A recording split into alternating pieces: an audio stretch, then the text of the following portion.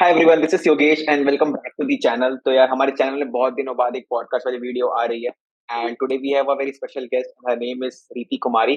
तो आज हम इनकी पूरी जर्नी के बारे में डिस्कस करने वाले हैं। That is being from a tier 3 college and now she is working as a software engineer at Walmart. तो ये पूरा हम लोग देखने वाले कि कैसा उनका जर्नी था, कॉलेज से लेकर पूरा वॉलमार्ट तक था। तो पूरा हम लोग डिस्कस करने वाले वीडियो में, राइट? तो वीडियो के पूरा एंड तक बने रहना, बिकॉज हम लोग बहुत इंपॉर्टेंट पॉइंट्स डिस्कस करने वाले हैं और आई गेस तुम्हें बहुत कुछ इससे सीखने को मिलेगा इस वीडियो से। तो या let's start our video. So yeah, hi Riti, how are you? Yeah, hi Yogesh. Hi everyone. I'm doing good. Nice nice. यार एक हमारे ऑडियंस को अपना छोटा सा इंट्रोडक्शन दे दो, जिससे आई गेस बहुत लोग तो जानते ही है तुम्हें, but still those who don't know उन्हें कुछ पता चल जाएगा। तो या go on. Yeah. So, hi everyone. I am Riti Kumari. Currently, I am an SD2 at Walmart Global Tech. Prior, I was a 6 months intern also at Walmart. And this is a bit brief about myself. Nice. तो यार इनका LinkedIn में भी बहुत अच्छा खासा followers है, it's more than 70K। Start करते हैं अपन कि यार as you were from tier 3 college, तो यार वहां पर ज्यादा कुछ हमारा एक्सपोजर नहीं था, ज्यादा अवेयरनेस नहीं थी, एज वेल एज कोई कोडिंग क्लब्स एंड ऑल भी नहीं था कॉलेज में। तो यार कितनी डिफिकल्टीज में फेस करनी पड़ी during your coding journey? Like तुम कैसे अपना कोडिंग जर्नी स्टार्ट कर पाई और कोई अवेयरनेस नहीं होने के बावजूद भी? तो या तो योगेश यहाँ पे बात क्या आ जाती है ना कि जब आपके कॉलेज में ऐसे टेक्निकल क्लब्स नहीं होते, कोई होता नहीं है जो आपको गाइड करे, और जो सीनियर्स भी होते हैं वो काफी अच्छी जगह प्लेस नहीं होते, तो लाइक इंसान थोड़ा लॉस्ट आउट हो जाता है। तो मैं भी अपने सेकेंड ईयर में काफी लॉस्ट आउट हो गई थी, बिकॉज मुझे लगा था कि टीसीएस, इन्फोसिस, विप्रो, इसमें भी मेरा जॉब लग गया तो ये मेरे लिए बहुत बड़ी बात है। बिकॉज मैं देख रही थी कि बहुत अच्छे अच्छे भी जो सीनियर्स है, they were getting placed in TCS, Infosys, Wipro. तो मेरा था कि चलो अगर टीसीएस, इन्फोसिस, विप्रो में भी हो गया तो it is a win win situation for me. Because कुछ किया नहीं था प्रिपरेशन इतना ज्यादा, और कोडिंग का कुछ कल्चर था ही नहीं कॉलेज में। बट फिर जब ये लॉकडाउन हुआ और कोविड आया, तब एक्सपोजर का टाइम मिला, तब मैं ऐसे लिंक्डइन पे आई। तो मैंने देखा लिंक्डइन पे लोग ऐसे अलर्ट्स डालते रहते हैं। तो I was a girl who use to think कि अगर अमेजन का कुछ पोस्टिंग आ रहा है तो it's for a delivery boy. मतलब एक्सपोजर इतना कम था कि ये तक नहीं पता था कि नहीं, अमेजन में अगर कुछ भी हो रहा है तो उसके पीछे एक बहुत बड़ा सा सॉफ्टवेयर है। तो ऐसा सीन था। तो जब लिंक्डइन पे ऐसे स्क्रॉल किया और ये सब ओपनिंग्स के बारे में देखा, तब वहाँ के जॉब डिस्क्रिप्शन में ऐसे स्किल्स मेंशन रहता है। तो सी, सी प्लस प्लस, ये सब चीजें तो काफी फेमिलियर थी। डेटा स्ट्रक्चर्स एल्गोरिदम के बारे में भी सुना था, बट लाइक वहां पे मेंशन होता था ये गुड एट प्रॉब्लम सॉल्विंग।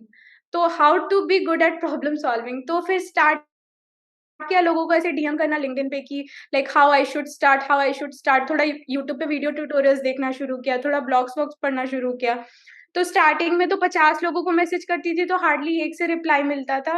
फिर उनको मैसेज करती थी, फिर वो 1 महीने बाद रिप्लाई करते थे, मतलब वैसा सीन हो जाता था। तो फिर लगता था कि यार अब क्या करूं, लेकिन जो यूट्यूब वीडियोस देखती थी, ब्लॉग्स पढ़ती थी, तो उससे काफी अच्छा एक्सपोजर मिल गया था कि एटलीस्ट स्टार्ट कैसे करना है। तो उसकी वजह से स्टार्ट करना शुरू कर दिया। उसके बाद धीरे-धीरे लिंक्डइन पे थोड़ा ग्रो करने लगी, तो थोड़ा और लोगों से कनेक्ट होने लगी, और सेम डाउट 10 लोगों 20 लोगों से पूछा, और सबके आउटपुट्स को लाइक सोचा कि ठीक है, ये इनके आउटपुट्स है, इसके थ्रू हम लोग स्टार्ट कर सकते हैं, और ऐसे अगर फॉलो करेंगे तो एक अच्छा रिजल्ट मिल सकता है हमें एट द एंड। तो वैसे ही फॉलो करना स्टार्ट किया, और उसके बाद फिर लाइक स्टार्टिंग में तो ऐसा फेज़ होता था कि एक भी क्वेश्चन नहीं बनता था। मतलब 1 राइट। महीने तक तो एक भी क्वेश्चन बना ही नहीं, वो सोचते रह जाते थे, लॉजिक क्लिक कर जाता था, लेकिन कोड करना नहीं हो पाता था। अगर कभी-कभी ऐसा होता था कि एक क्वेश्चन को सॉल्व कर लिया, उसको 3 दिन बाद सॉल्व करते थे, तो वो सॉल्व ही नहीं होता था। तो ऐसा मतलब सिनेरियोज़ होता था, फिर लगता था कि यार छोड़ो, गिव अप कर दो, अपने बस की तो है नहीं। लेकिन फिर राइट। था कि नहीं यार, मतलब प्लेसमेंट लेनी है अच्छी खासी, और जब आप सॉफ्टवेयर डेवलपर बनना एस्पायर कर रहे हो और आप इन चीज़ों के बारे में जान रहे हो, तो आपको थोड़ा-सा तो मेहनत करना पड़ेगा अपने पैशन के लिए एटलीस्ट। तो फिर या थोड़ा स्टार्ट किया, 1 महीने तक किया, मतलब 1.5 महीने तक तो क्वेश्चन नहीं बनता था, लेकिन उसके बाद धीरे-धीरे क्या हुआ ना कि क्वेश्चन्स खुद से बनने शुरू हो गए। तब वो जो कॉन्फिडेंस आ जाता है ना, फिर उससे पुश मिल जाता है। तो इससे एक राइट। बहुत ग्रेट लर्निंग मिली थी। जब बीच में ऐसे मतलब जब क्वेश्चंस नहीं बनते तो ट्राई करते रहना चाहिए। अगर ऐसे बीच में छोड़ दोगे तो फिर वो कभी आगे बढ़ेगा ही नहीं। तो उसको ट्राई करते रहना चाहिए, because failure is the key to success सबने बोला है। करेक्ट। तो वैसे क्वेश्चंस बनते गए तो वैसे कोडिंग जर्नी भी शुरू हो गई, और नाइस, वैसे nice. Like it helped a lot in placements in different companies. Right. तो यार तुम जो लिंक्डइन वाला बात बोली यार, वो भी मेरे लिए भी मतलब मैं भी फेस किया हूँ कि whenever I used to text anyone तो उनका रिप्लाई नहीं आता था। लाइक ऑलमोस्ट मैक्सिमम लोग का रिप्लाई नहीं आता था स्टार्टिंग फेज में। और कुछ लोग तो बहुत दिनों बाद रिप्लाई करते थे। अगर किसी से रेफरल मांगता था तो यार उसकी ओपनिंग आगे चली हुई कि तब उसका रिप्लाई आता था कि यार अब मैं रेफर कर दूँ। अब क्या करोगे यार, रेफर करके तो उसका पोस्ट ही चला गया। तो या ऐसा ऐसा सीन हुआ था। तो या I guess it was really a tough journey for you as well. तो अपन बढ़ते हैं नेक्स्ट क्वेश्चन की तरफ। तो मुझे ये बताओ यार कि अगर कोई बंदा कोई अच्छे कॉलेज से नहीं है, दैट इज आई थिंक तुम रिलेट कर सकती हो, तो उसे कैसे स्टार्ट करना चाहिए और क्या क्या उससे स्टार्ट करना चाहिए फ्रॉम द फर्स्ट ईयर, और क्या क्या चीज का ट्रैक रखना चाहिए जिससे लाइक अगर वो एम करे कोई अच्छी कंपनीज को, तो क्या पूरा प्रोसेस एंड फ्लो होना चाहिए उसके हिसाब से। लाइक अगर जैसे कि आप एक अच्छे कॉलेज से नहीं हो, तो सबसे पहले तो आपको ये जानना बहुत ज़रूरी है कि अगर मैं एक अच्छे कॉलेज से नहीं हूँ, तो वहाँ प्लेसमेंट का क्या सिनेरियो है। बिकॉज़ मैंने ऐसा देखा है, बहुत लोग अपने कॉलेज को टियर 3 बोलते हैं, जिनके कॉलेज में अमेज़न ऑन कैंपस आ रही है। तो पहले आपको देखना है कि ऑन कैंपस प्लेसमेंट्स का सिनेरियो क्या है। अगर ऑन कैंपस डिसेंट कंपनीज़ आती है, तो आप खुद से प्रिपेयर कर सकते हो, बट अगर ऑन कैंपस डिसेंट कंपनीज़ नहीं आ सकती है, तो 2 चीज़ तो आपको एकदम स्टार्टिंग में स्टार्ट करना होगा। सबसे पहला तो आप अपनी कोडिंग जर्नी या प्रॉब्लम सॉल्विंग शुरू कर दीजिए if you are aspiring for a SD role, software developer role. Because most of the companies में प्रॉब्लम सॉल्विंग इज़ समथिंग जो कि फ्रेशर्स के लिए हाई प्रायोरिटी पे रहता है। उसके बाद फिर कोर सीएस फंडामेंटल्स आते हैं, उसके बाद फिर प्रोजेक्ट्स और बाकी सारी चीज़ें आती है। But problem solving is something जो कि थोड़ी प्रायोरिटी रखती है इस चीज़ में। तो सबसे पहले तो वो शुरू कर दो। और दूसरी चीज़, अगर कॉलेज में अच्छी कंपनीज़ नहीं आती है, तो ऑफ कैंपस अपॉर्च्युनिटीज़ का ट्रैक रखना शुरू कर दो। बिकॉज़ मतलब फिर पता नहीं चलता है ना लोगों को, लोग सोचते हैं कि पहले प्रिपेयर कर लेते हैं, फिर अप्लाई करेंगे, लेकिन फिर बाद में पता चलता है कि यार अभी तो अप्लाई करने के लिए कोई कंपनी ही नहीं बची है, क्योंकि सारी खत्म हो चुकी है। तो बीच-बीच राइट। में अप्लाई करते रहो। वर्स्ट केस टेस्ट दोगे तो टेस्ट से एक लर्निंग ही मिलेगी। अगर टेस्ट में क्वेश्चन नहीं बन रहे, तो एटलीस्ट टेस्ट का पैटर्न पता चलेगा कि कैसे क्वेश्चन आ रहे हैं। उससे ये भी पता चल जाएगा कि तुम्हारी प्रिपरेशन गलत जा रही है या सही जा रही है। तो मतलब ये 2 चीज़ तो आई विल ऑलवेज़ सजेस्ट कि if you are not from a good college, सबसे पहले कॉलेज का प्लेसमेंट सिनेरियो देखो। अगर प्लेसमेंट सिनेरियो भी अच्छा नहीं है, तो प्रॉब्लम सॉल्विंग शुरू कर दो और साथ-साथ ऑफ कैंपस अपॉर्च्युनिटीज़ का एक ट्रैक रखना शुरू कर दो, और कोशिश करो कि हर कंपनी का ऑनलाइन असेसमेंट दो, ताकि एक पैटर्न पता चल जाए। उसके बाद फिर अगर कंपनी स्पेसिफिक प्रिपरेशन करनी है तो वो भी कर सकते हो। बट अगर ऐसे नॉर्मल प्रिपरेशन भी करोगे, तो लगभग वो 60 टू 70 कंपनीज़ में सेम प्रिपरेशन अप्लाई हो जाती है। राइट। तो यार तूने बहुत अच्छे से एक्सप्लेन करा इसके बारे में। अरे so let's move on to the next question, that is जैसे कि मैं देखा कि तुम्हें वॉलमार्ट में मिला, तो लाइक तुम्हें ये सब के बारे में पता कैसे चल रहा था? Like either it can be off campus और ऑन कैंपस, बट कंपनीज आ रही है, उनके उनका जो जॉब लिंक्स आ रहे हैं एंड ऑल, तो जब वो अपॉर्चुनिटीज आई तो कैसे तुम्हें पता चला एंड ऑल कि तुम कैसे कैसे कहाँ कहाँ से इसके बारे में लाइक ढूंढ रही थी? हाँ, तो योगेश लाइक वॉलमार्ट के अलावा मेरा बीएनवाई, मेलॉन और एक्रोलाइट ये सारी कंपनीज़ में भी हुआ था, कुछ-कुछ सर्विस बेस्ड कंपनीज़ में भी हुआ था। तो बेसिकली ये सारी जॉब अपॉर्च्युनिटीज़ के बारे में ना लोग आजकल, पहले क्या था ना कि पहले उतना ज़्यादा एक्सपोज़र नहीं था, तो लोगों को पता नहीं चलता था। तो लोग थोड़ा करियर्स पोर्टल पे ज़्यादा रिलाई करते थे, कंपनी की करियर्स पोर्टल पे। बट अब क्या होता है ना कि अब कंपनी कोई भी ओपनिंग निकालती है, वो तुरंत लिंक्डइन पे डाल देती है, तुरंत किसी प्लेटफ़ॉर्म पे डाल देती है, ताकि उन्हें हायरिंग मिल जाए, अच्छे एम्पल अमाउंट ऑफ लोग मिल जाए। तो अब बहुत लोग यूट्यूब के थ्रू, टेलीग्राम ग्रुप्स के थ्रू, मतलब बहुत चीज़ों के through they are now putting on these opportunities in front of many students कि आप लोगों को ये अपॉर्च्युनिटीज़ है, आपको अप्लाई करना है, आप अप्लाई करो। एंड अब तो लाइक ऐसा हो गया कि बहुत सारे यूट्यूब चैनल्स एकदम स्टार्टिंग से स्क्रैच से बताते हैं कि कैसे-कैसे इस अपॉर्च्युनिटी में अप्लाई करना है, कैसे एप्लीकेशन भरना है और बहुत सारी चीज़ें। तो राइट। ये मतलब सबसे बेस्ट चीज़ है कि ऑनलाइन हर चीज़ पता चल जाती है, तो तुम्हें इधर-उधर दौड़ना नहीं पड़ता। अगर अपॉर्च्युनिटी आई, अप्लाई करो। अप्लाई करना समझ में नहीं आ रहा है, एक वीडियो देख लो, अप्लाई कर लो। उसके बाद ऑनलाइन असेसमेंट की तैयारी करनी है, लीड कोड खोलो, कंपनी टैग क्वेश्चन बना लो प्रिपरेशन के लिए। मतलब अब हर चीज़ बहुत फास्ट पेस पे हो गई है और बहुत ईज़िली अवेलेबल हो गई है। तो इसके लिए मतलब मैंने भी बेसिकली लिंक्डइन काफ़ी ज़्यादा यूटिलाइज़ किया था अपने टाइम पे, क्योंकि वहाँ पे जॉब पोस्टिंग के बारे में पता चलता था। उसके अलावा अर्श गोयल का यूट्यूब चैनल था और योगेश का भी यूट्यूब चैनल था। ये लोग लाइक अपॉर्च्युनिटीज़ के बारे में अपलोड करते रहते हैं, तो यहाँ से थोड़ा आइडिया लगते रहता था कि कहाँ क्या कौन-सी अपॉर्च्युनिटी आ रही है, कहाँ अप्लाई किया जाए। तो ऐसे लाइक अपडेटेड रहती थी यूट्यूब के थ्रू और टेलीग्राम ग्रुप्स के थ्रू पता चलते रहता था, और लिंक्डइन के थ्रू भी। राइट। तो यार लाइक मैं भी देखा हूँ आजकल लिंक्डइन में कभी भी कोई भी अपॉर्चुनिटीज आती है, सब कोई वहाँ पर पोस्ट कर देते हैं। इनफैक्ट वीडियोस भी बना देते हैं बहुत लोग, एंड टेलीग्राम चैनल्स पे भी बहुत लोग पोस्ट करते रहते हैं। तो हुँ। लाइक मेरे से बहुत लोग पूछते रहते हैं कि यार कि कब ओपनिंग आएगी, क्या कब प्रिपेयर, कब लाइक अप्लाई करना है एंड ऑल। तो यार बस तुम लिंक्डइन में एक्टिव रहो, रिक्रूटर्स या इन्फ्लुएंसर्स लोगों को फॉलो करते रहो, ऑटोमेटिक तुम्हें सब पता चल जाएगा कि यार कहाँ कहाँ ओपनिंग्स आ रही है एंड ऑल। तो बस ये 3 प्लेटफ़ॉर्म्स को अच्छे से यूज़ करो एंड आई थिंक तुम्हें अपॉर्च्युनिटीज़ के बारे में पता चलते रहेगा, राइट? तो let's move to the next question. तो यार मुझे ये बताओ कि तुमने कितना बार like for how many times you have applied to different companies? मतलब एक ऐसा नंबर बता दो कि यार हमारे ऑडियंस को भी पता लगे कि यार कितना बार एटलीस्ट मतलब करना चाहिए। बहुत लोग क्या करते हैं कि अप्लाई नहीं करते। बहुत लोग सोचते हैं कि मैं रेडी नहीं हूँ अभी तक, नहीं अप्लाई करते। जब मैं रेडी हो जाऊँगा तब अप्लाई करूँगा। तो और बहुत लोग सोचते हैं 2-3 बार अप्लाई करके और रिजेक्ट भी हो जाते हैं, तो लोग सोचते हैं कि मेरे से शायद नहीं होगा and I should not apply. तो यार एक नंबर नंबर नहीं है, एक अप्रॉक्स बता दो। तो लाइक मैं तो लाइक अपने सेकंड ईयर से एकदम धुआंधार अप्लाई कर रही थी, बिकॉज़ मुझे पता था कि मैं ऐसे कॉलेज से हूँ जिसमें ऑन कैंपस तो प्लेसमेंट होनी नहीं है, ऑन कैंपस कंपनीज़ ही नहीं आती है। कोविड से पहले थोड़ी बहुत आती थी, कोविड के बाद वो भी बंद हो गई। तो मुझे पता था कि मैं तो जॉबलेस रह जाऊँगी अगर मैंने इस चीज़ में लापरवाही करी तो। तो मैंने सेकंड ईयर से 2 मंथ्स इंटर्नशिप, फिर थर्ड ईयर में 6 मंथ्स इंटर्नशिप, फिर फाइनल ईयर में फुल टाइम अपॉर्च्युनिटीज़। मैं तो मतलब जो मुझे लिंक दिखता था मैं सब में अप्लाई करती थी। And to my surprise I guess I have applied to 50 plus companies, 50 और 60 plus companies, and I have majorly received rejections from many, like from many. तो मतलब इट्स लाइक वेरी वियर्ड कि यार मतलब वो लोग हमें एक चांस भी नहीं देते कि चलो ठीक है ऑनलाइन असेसमेंट दे दो उसके बाद ये कर दो। और बहुत जगह क्या होता है कि लोग ऐसे बोलते हैं कि यार कंपनीज़ में डाइवर्सिटी हायरिंग चलती है, तो आजकल तो मतलब कंपनी में जाना बहुत ईज़ी है, बट बहुत सारी कंपनीज़ ऐसी है जैसे माइक्रोसॉफ्ट वगैरह है, तो उसमें क्या होती है ना कि उसमें जो डाइवर्सिटी हायरिंग भी होती है वो भी स्पेसिफिक कॉलेज के लिए होती है। तो मैं मेरे सेकंड ईयर में माइक्रोसॉफ्ट कोडर्स आया था, तो मैंने सोचा कि चलो इसमें अप्लाई करती हूँ, बट उसमें मेरे कॉलेज का नाम ही नहीं था, ना अदर्स का ऑप्शन था। तो ये भी होता है, ये भी एक थोड़ा बैकफ्लो है, और ऐसे भी डिफरेंट कंपनीज़ तुम देखोगे, तो बहुत सारी ऐसी कंपनीज़ होती है जैसे कि कुछ-कुछ कंपनीज़ ऐसी होती है जो लिख देती है only tier 1 students allowed. Right. तो वहाँ पे भी हमारा कोई स्कोप नहीं बन पाता है। बट हाँ, अप्लाई करते रहते थे, और मतलब बहुत कंपनीज़ का ओए भी दिया है। और उसके बाद बहुत कंपनीज़ ऐसी भी थी जहाँ से इंटरव्यूज़ भी आया था, लाइक अटलासियन से इंटरव्यू आया था, गूगल से आया था। और लाइक बहुत कंपनीज़, अच्छी-अच्छी कंपनीज़ है जहाँ से इंटरव्यूज़ भी आया था। अटलासियन के फाइनल राउंड में रिजेक्ट हो गई, गूगल का भी वही सीन रहा। तो ये था कि रिजेक्शन हुआ तो काफ़ी बुरा लगता था कि यार रिजेक्ट हो गई, मतलब क्या कमी थी? क्यों अच्छे से प्रिपेयर नहीं हो पाया? या क्या मतलब क्या बैकफ्लो था?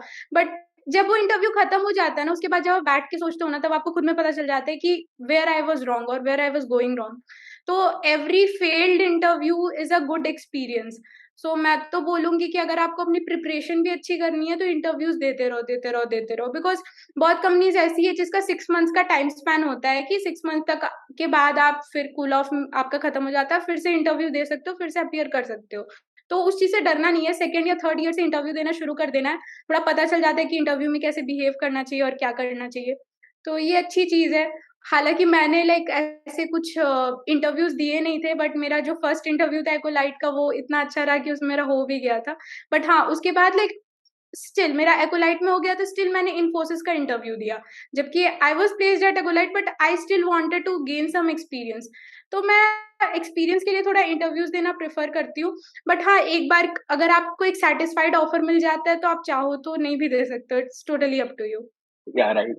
तो यार जितना तुम इंटरव्यूज दोगे तुम्हें और एक्सपीरियंस मिलता है इंटरव्यू देने का, और कॉन्फिडेंस भी आता है, एज वेल एज अगर तुम किसी इंटरव्यू में रिजेक्ट हो रहे हो तो तुम्हें हम तुम्हारे बारे में ड्रॉबैक्स मिलता है कि यहाँ पे तुम कहाँ गलती की है, तुम उसमें इंप्रूवमेंट कर सकते हो, राइट? तो यार एक्सपीरियंस तो बहुत मिलता है। सो अगर तुम्हें यार ज्यादा अपॉर्चुनिटी नहीं भी मिल पा रहा अगर इंटरव्यूज के लिए, so you can give mock interviews. तुम लाइक किसी भी अपने फ्रेंड के संग मॉक इंटरव्यू कर सकते हो, अपने सीनियर के संग मॉक इंटरव्यू कर सकते हो। सो यार इंटरव्यू देने से क्या कॉन्फिडेंस इंक्रीज बहुत होता है, लाइक मतलब सही में अच्छे लेवल का इंक्रीज होता है। एंड यार ऐसा तुम देखे ना कि ये बहुत Yes. बार अप्लाई किया है। इसका ये मतलब नहीं कि तुम 3-4 कंपनी में अप्लाई किया और सबसे अगर रिजेक्शन आ रहा है, तो इसका ये मतलब नहीं कि तुम्हें अब नहीं अप्लाई करना है, कि तुम अभी रेडी नहीं हो तो नहीं अप्लाई करेंगे, तुम्हें अप्लाई करते रहना है, जब तक तुम्हें मिल ना जाए। राइट? तो या हाँ, इस पे लाइक मैं भी एक पॉइंट ऐड करना चाहूंगी कि कोशिश करना है कि ज्यादा से ज्यादा इंटरव्यूज देना भी है, बिकॉज अभी का क्या सीन हो गया ना कि काफी ज्यादा रिसेशन हो गया है। काफी लोगों के मैंने देखे हैं कि लिंक्डइन पे ऑफर भी रिवोक हो रहा है। तो अब मुझे राइट, लगता है कि नहीं, ठीक है, कभी कभी मल्टीपल ऑफर्स के भी इंपॉर्टेंस होते हैं लाइफ में, because what if I am getting placed into one company and I am living everything. तो मेरे पास अगर मल्टीपल ऑफर्स नहीं रहेंगे और वो कंपनी का ऑफर रिवोक हो जाएगा, तो I would write, be left with nothing. तो वो भी करेक्ट, ट्राई करते रहना है कि मल्टीपल कंपनीज के इंटरव्यू देने हैं, और एटलीस्ट 2 to 3 ऑफर्स तो इन हैंड रखने हैं, ताकि कल को कोई भी सिचुएशन आ जाए, we have a backup plan in our hand. Right. तो यार बस इंटरव्यूज देते जाओ और कभी ना कभी तुम्हारा निकलेगा। So let's move on to the next question, that is कि यार तुम्हें वॉलमार्ट में इंटर्नशिप मिला, राइट? तो what are the steps you followed to get a PPO? क्योंकि मैं सुना हूँ बहुत लोगों को पीपीओ नहीं भी मिलता है। So what are the steps they should follow, like you have followed, जिससे तुम्हें पीपीओ मिला? सो या वी कैन स्टार्ट दिस।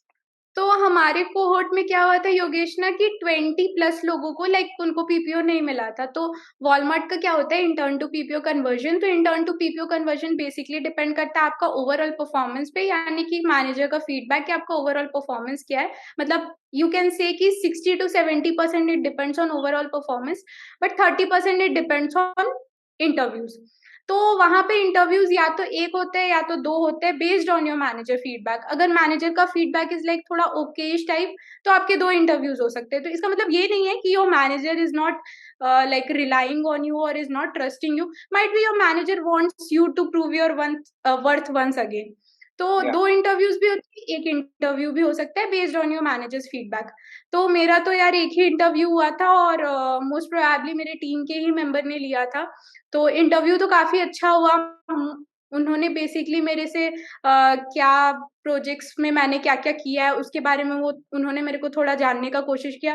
और एक चीज जो मुझे बहुत अच्छी लगी कि उन्होंने ये जानने का कोशिश किया कि इसने प्रोजेक्ट बस एक टास्क समझ के किया है या इसने समझा भी है। क्योंकि बहुत बार क्या होता है ना कि हम लोग जब इंटर्न होते हैं, हमें कोई टास्क मिलता है, तो जस्ट टू कंप्लीट इट, कि चलो यार जल्दी से कंप्लीट कर देते हैं, ताकि फिर ये रहे कि नहीं नहीं इसने टास्क जल्दी कंप्लीट कर दिया। लोग थोड़ा वो फ्लो को समझना भूल जाते हैं कि अगर आपको एक टास्क मिला है तो उसके पीछे एक फ्लो होगा कि ये यहाँ से जा रहा है, ये क्लाइंट इसको बुला रहा है या जो भी है। तो वो राइट, फ्लो लोग अंडरस्टैंड नहीं करते, और लोग तुरंत कोडिंग करना शुरू कर देते हैं, फिर स्टैक ओवरफ्लो से कोड लेते हैं, कॉपी पेस्ट कर देते हैं। तो उसमें क्या होता है ना कि हमें पता नहीं चलता है कि हमने एग्जैक्टली किया गया है, बस वो नाम का रह जाता है। तो राइट, ये चीज उन्होंने जानने की कोशिश की, तो मुझे भी ये चीज समझ में आया कि लाइक मीटिंग स्टैंड अप्स ये सब चीज का काफी इंपॉर्टेंस है, क्योंकि आपको वहां पे पता चलते रहता है कि क्या चल रहा है सिस्टम में, इस प्रोजेक्ट पे क्या चल रहा है या उस प्रोजेक्ट में क्या चल रहा है। और रेगुलर डाउट्स पूछने से भी ये सारे काफी क्वेश्चंस क्लियर हो जाते हैं, काफी कंफ्यूजन क्लियर हो जाता है। तो दे राइट, डोंट राइट, एक्सपेक्ट कि तुम एकदम एक हाई लेवल आइडिया लेके रखो कि नहीं यहाँ से या ये हो रहा है, वहां से वो हो रहा है। Minute minute details they won't expect, but एक रेगुलर फ्लो तुमको पता हो, that is something they expect कि चलो ठीक है, इसे फ्लो पता था, इसने कोड किया है, ही और शी नोज द कोड। अगर कल को कुछ भी हुआ तो ही और she can fix that code as well. तो ये या चीज होती है। तो उन्होंने लाइक मेरे से प्रोजेक्ट के ही क्वेश्चंस पूछे थे, काफी ज्यादा फ्लो बेस्ड क्वेश्चन पूछा था। और एक क्वेश्चन डेटा स्ट्रक्चर्स एल्गोरिदम का था। तो मैं ये भी एक सजेशन देना चाहूंगी लोगों को कि अगर लाइक आपके कंपनीज में पीपीओ इंटरव्यूज होते हैं, तो इंटर्नशिप के ड्यूरेशन में कोशिश करो कि डीएसए के भी टच में थोड़ा रहो, बिकॉज यू नेवर नो कि सामने वाला इंसान इज आस्किंग यू व्हाट। तो ये या कोशिश करना, और ठीक है, it's like focus on learning and enjoying, everything else will follow. या तो यार तुम ये एक पॉइंट बहुत अच्छा बात बोली कि that is whenever you are getting any task, तो उस टास्क को बस कंप्लीट करने के वो मत रखो कि यार बस कंप्लीट करना है। पहले उस टास्क को अच्छे से समझो कि इसका एंड टू एंड फ्लो क्या है, why we are doing this task, इसका पूरा बैकग्राउंड नॉलेज क्या है। Please have a complete knowledge और फिर उस टास्क को करो, तो यार मजा भी आएगा उस टास्क को करने में। वरना यार उसका हम्म। उसका एंड टू एंड अगर नॉलेज ही नहीं है तो कुछ मजा ही नहीं आएगा उस टास्क को करने में भी। सो या that is more important to know the complete understanding about the task, right? Why we are doing, क्यों कर रहे हैं, कैसे क्यों कर रहे हैं, नॉट राइट। सो या तो यार अब हम कंप्लीट करने वाले हैं पूरे सेशन को, बट लास्ट यार एक लास्ट क्वेश्चन पूछना चाहता हूँ कि you have followed a lot of resources and you have also prepared those things, right? So if you want to share like what are the resources you have prepared, so yeah, अपने resources के ऊपर थोड़ा सा एक बता दो। हाँ, तो योगेश मैं तो लाइक ऐसे थोड़ा लिंक्डइन वगैरह पे भी रिसोर्सेज डालते रहती हूँ। मेरा एक गिटहब पे रेपो भी है resources for preparation of placement जिसमें अराउंड 2K स्टार्स भी है और बहुत लोगों ने कंट्रीब्यूट भी किया है। तो राइट। मैं मतलब मेरा हमेशा से ये थोड़ा मानना रहा है कि you shouldn't stick to only one playlist. मतलब लोग क्या करते हैं कि एक प्लेलिस्ट पे थोड़ा स्टिक कर जाते हैं, बट अगर तुम्हें कोई और चीज किसी और के प्लेलिस्ट से अच्छी समझ आ रही है तो तुम उस पर जा सकते हो। इट्स नॉट इम्पोर्टेंट कि कोई इंसान ट्रीज अच्छा पढ़ा रहा है तो वो ग्राफ भी अच्छा ही पढ़ाएगा या वो तुम्हें समझ ही आएगा। तो या everyone has different pattern of teaching. I'm not saying that anyone teaches bad or anyone teaches good, but everyone has a different pattern of teaching and everyone has a different pattern of understanding things. तो correct. कोशिश करो कि मतलब कभी कभी क्या होता है ना कि इंसान एक प्लेलिस्ट से स्टिक कर जाता है और वो प्लेलिस्ट इनकम्प्लीट होती है, तो इंसान थोड़ा लॉस्ट आउट हो जाता है कि यार इसमें तो सिर्फ स्टैक्स तक है, अब मैं क्यूज और बाकी सब चीजें कहाँ से पढ़ूं। राइट। तो वैसा मत करो। अगर कोई प्लेलिस्ट फॉलो कर रहे हो तो उसमें जहां तक वीडियोस है उसको फॉलो करो। अगर कोई टॉपिक मिस हो रहा है तो उसको तुम दूसरे वीडियो से भी देख सकते हो। ये एक मेरा टिप है। तो प्रिपरेशन के लिए बेसिकली मैंने एक तो टेक यू फॉरवर्ड चैनल काफी ज्यादा फॉलो किया था, क्योंकि I was a C plus plus programmer और वहां पे सी प्लस प्लस और जावा ओरिएंटेड ही थोड़े रहते हैं कोर्स। तो उसके लिए काफी ज्यादा वो हेल्पफुल हुआ था। और जब एक्ोलाइट का इंटरव्यू हुआ था तो मैंने योगेश का चैनल काफी ज्यादा फॉलो किया था, क्योंकि इसकी जो सीरीज बनी हुई है एरेज की और स्ट्रिंग्स की वो काफी ज्यादा अच्छी है। Like I am not appreciating Yogesh because मैं उसके चैनल पे हूँ, इट्स ट्रू, मैंने उसका चैनल काफी ज्यादा रेफर किया था। तो it was very good for like 1 day 2 day revision also. तो मतलब ये सब चैनल्स है, जैसे योगेश का चैनल हो गया, टेक यू फॉरवर्ड हो गया। उसके बाद आदित्य वर्मा का मैंने डीपी फॉलो किया था, हालांकि अभी तो राज विक्रम आदित्य का भी डायनेमिक प्रोग्रामिंग का प्लेलिस्ट आ गया है। उसके बाद मतलब मेजोरिटी ऑफ मैंने वीडियोस राज विक्रम आदित्य के ही फॉलो किए थे। और ऐसे में कभी कभी प्रतीक नारंग का कोडिंग ब्लॉग्स पे ना एक एक घंटे का कभी कभी सेशन हो जाता था वेबिनार, तो उसमें वो एकदम स्क्रैच से सारी चीजें बता देता था, तो वो मैंने काफी ज्यादा फॉलो किया था। तो ये सारे राइट। वीडियोस और ट्यूटोरियल्स है। अभी मैंने सुना है कि लव बब्बर का एक सी प्लस प्लस का प्लेलिस्ट है, वो काफी लोग अप्रिशिएट कर रहे हैं कि दैट इज वेरी गुड। तो आप चाहो तो वो भी फॉलो कर सकते हो। और उसके अलावा इट्स लाइक अगर पाइथन ओरिएंटेड हो और जावा ओरिएंटेड हो तो उसके लिए मैं योगेश को अपना लिंक दे दूंगी, वो कमेंट में डाल देगा, आप लोग चाहो तो वो देख सकते हो, उसमें पूरा क्यूरेट करके दिया हुआ है। या तो यार तुम लोग को टेंशन लेने की कोई जरूरत नहीं है, जो भी लिंक्स है सारा मैं डिस्क्रिप्शन में दे दूंगा, सारे रिसोर्सेज का। इनफैक्ट उसका गिटहब रिपोजिटरी सही में बहुत बहुत ही हेल्पफुल है, बहुत लोगों को हेल्प किया है, तो वही मैं लिंक दे दूंगा डिस्क्रिप्शन में, तो दोनों वहां से जाके चेकआउट कर सकते हो। और इनफैक्ट प्रतीक नारक का भी मैं सबसे पहला कोर्स लिया था डीएसए का, and that was really good. तो उनसे ही मैं सीखा हूँ पूरा डीएसए, सो या is really a good educator. So this was everything about today's video, like today's podcast. I guess तुम्हें बहुत कुछ सीखने को मिला होगा, एंड या सही में बहुत कुछ सीखने को मिला है तो वीडियो को लाइक मार दो। कुछ कुछ नया सीखने को मिला है तो यार वो कमेंट करके बता सकते हो। एंड यस, चलो अपन रैप अप करते हैं इस वीडियो को।